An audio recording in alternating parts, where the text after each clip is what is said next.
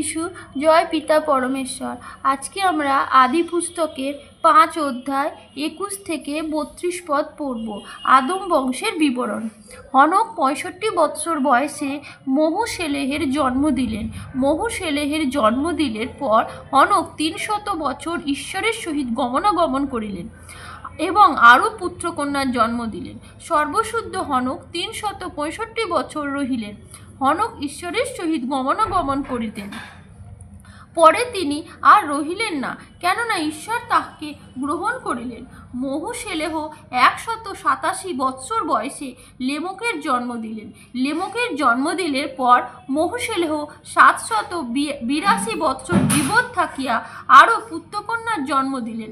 সর্বশুদ্ধ মহুশেলেহের 969 বৎসর বয়স হইলে তাহার মৃত্যু হইল।